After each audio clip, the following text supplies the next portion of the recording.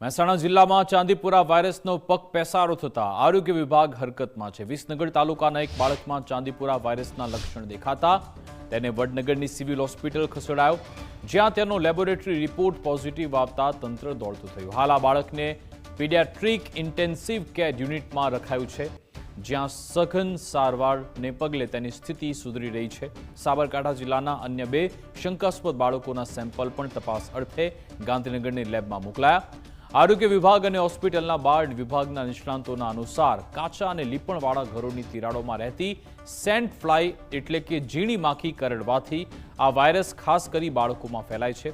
તીવ્ર તાવ, ઠંડી, આંચકી અને ઉલટી જેવા લક્ષણ દેખાય તો તુરંત જ નજીકની હોસ્પિટલનો સંપર્ક કરવો અને ઘરની આસપાસ સખત સાફ સફાઈ રાખવા ડોક્ટરો દ્વારા ખાસ અપીલ કરાઈ છે।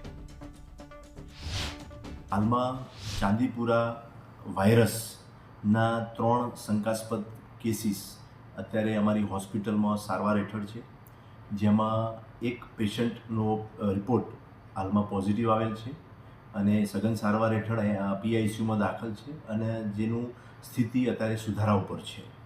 તેમજ જે 2 બીજા શંકાસ્પદ કેસો છે એમનું આજે સેમ્પલ લેવામાં આવ્યું છે અને GBRC ગાંધીનગર ખાતે એ સેમ્પલ રિપોર્ટ માટે મોકલવામાં આવેલ છે, એટલે એનો રિપોર્ટ આવે ત્યારે એમાં કહી શકાય। ચાંદીપુરા વાયરસના લીધે થાય છે, જે સેન્ટ ફ્લાય માખી, ઝીણી માખીથી થાય છે। સેન્ટ ફ્લાય માખી અમને જે પોલા ઘર હોય છે, એની જે લીપણવાળા ઘર હોય છે એની વચ્ચેની જગ્યાઓમાં મળતી હોય છે અને બાળકોને જે લોકોએ ફૂલ સ્લીવ્સના કપડાં ન પહેર્યા હોય એવા બાળકોને કરડવાથી થતી હોય છે।